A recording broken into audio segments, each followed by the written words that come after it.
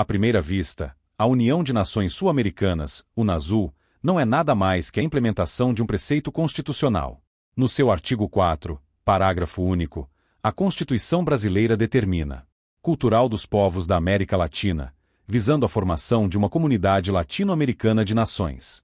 Na verdade, será uma autoridade supranacional, um órgão do governo mundial, com poderes para impor o socialismo a todo o continente sem que os povos e nações envolvidos possam deter o processo ou interferir nele no mais mínimo que seja. Os motivos que me levam a dizer isso são muitos. Desde logo, a implantação do governo mundial a partir de sucessivas integrações regionais é um plano em avançado estado de realização, conforme admitiu já 2 anos atrás um relatório do Council on Foreign Relations. Das várias integrações regionais pretendidas, a primeira e mais bem-sucedida até agora, o modelo para todas as vindouras, é a União Europeia, e esta funciona exatamente do modo como estou dizendo. Hoje em dia, 70% das decisões de governo na Europa são tomadas em Bruxelas, sem que os eleitores dos vários países possam dar um pio ou tenham sequer os meios de informar-se a respeito. O processo democrático nas nações europeias está hoje limitado às questões menores e de curto prazo, nas quais têm de cingir-se as linhas gerais determinadas pela UE. A Europa é hoje uma ditadura administrada localmente por democracias de brinquedo encarregadas de ratificar suas decisões, seja impondo-as sem dar satisfação ao eleitorado, como no caso da poligamia britânica, seja legitimando-as por meio de uma nova modalidade de consulta popular, farsesca até o último limite da palhaçada. Quando o referendo decide contra a vontade da UE, é considerado provisório e então se faz outro, e outro, e outro, cansando o eleitorado até forçá-lo a dar a resposta desejada, que então se torna definitiva. Foi assim que se impôs a liberação do aborto em Portugal, por exemplo. A Constituição da UE, para admitir uma nova nação-membro, exige provas de que o regime vigente nela é suficientemente democrático. Mas, como observou o sociólogo Ralph Dahrendorf, a própria UE, caso pedisse ingresso nela mesma, jamais passaria no exame. Quem quiser estudar esse assunto, que leia The European Union Collective, de Christopher Story, Londres, Edward Jarley, e sobretudo o estudo recente de John Fonte, Global Governance vs. The Liberal Democratic Nation State, What is the Best Regime? 6 apresentado quarta-feira última no Bradley Symposium 2008 do Hudson Institute em Washington depois de Cristo, do qual voltarei a falar no fim deste artigo.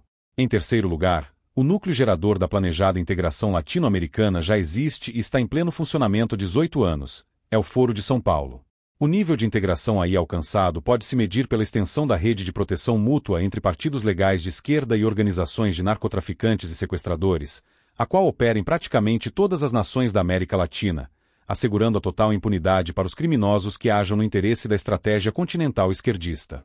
O livro organizado por Paulo Diniz Zamboni, Conspiração de Portas Abertas, como o movimento revolucionário comunista ressurgiu na América Latina através do Foro de São Paulo, recém-lançado pela Realizações, São Paulo, 2008, dá uma descrição geral do fenômeno.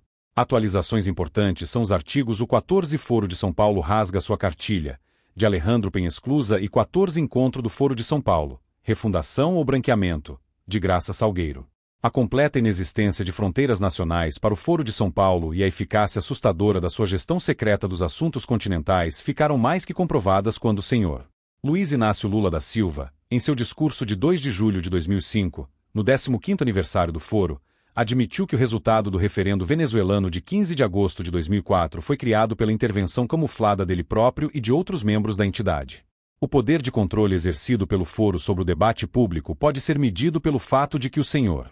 Luiz Inácio, mesmo depois dessa confissão oficial, jamais foi sequer interpelado no parlamento ou na mídia sobre sua interferência ilegal nos assuntos de um país vizinho. O Foro faz o que quer, e ninguém em torno ousa sequer levantar perguntas. A integração latino-americana opera também no nível ostensivamente criminal, mas, mesmo quando a colaboração entre as Farc, o MIR chileno e as quadrilhas locais chegou a produzir no Brasil recorde macabro de 50 mil homicídios por ano, a existência da trama de cumplicidades que permitiu alcançar esse resultado continuou tabu nos debates parlamentares e na mídia em geral. Nos meios políticos e empresariais, toda menção ao assunto é ainda considerada uma impolidez pecaminosa.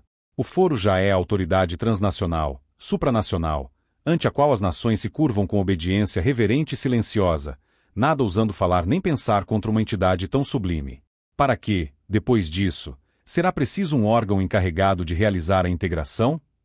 A UNASUL não fará senão estender um manto de legalidade aparente sobre o fato consumado, com a ajuda das devidas conveniências comerciais de parte a parte, apaziguando as consciências dos que se calaram ao longo de quase 2 décadas ante o avanço da prepotência e do crime em escala continental.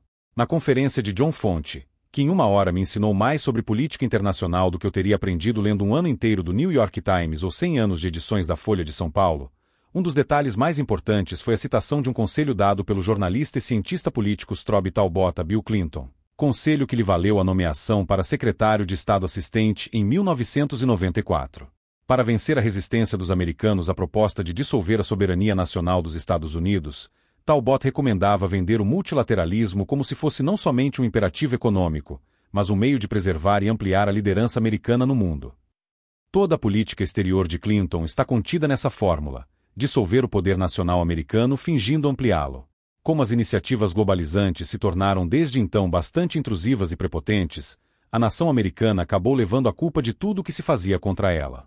Um efeito colateral disso, na América Latina, foi o de dar credibilidade retroativa e reforçada ao velho discurso anti-imperialista da esquerda soidisa nacionalista, representada no Brasil, por exemplo, por um Aldo Rebelo ou um Manuel Cambeses Júnior, fazendo com que a opinião pública das nações atingidas pelo avanço do globalismo se voltasse às cegas contra os Estados Unidos, encobrindo e protegendo as verdadeiras fontes da opressão. Os serviços prestados pelo nacionalismo de esquerda ao globalismo têm sido amplamente recompensados através da ajuda cada vez mais intensa que as organizações esquerdistas recebem de entidades como as fundações Ford e Rockefeller, sem falar em George Soros. O caso da reserva Raposa Serra do Sol ilustra isso de maneira particularmente clara, e ninguém compreenderá as resistências, poucas e débeis, que a iniciativa provocou entre esquerdistas se não atentar para o fato de que procuram encaixar a reação nacionalista no velho esquema do anti-imperialismo, jogando-a contra os Estados Unidos e ajudando a demolir a única resistência nacional que ainda pode fazer face ao avanço globalista.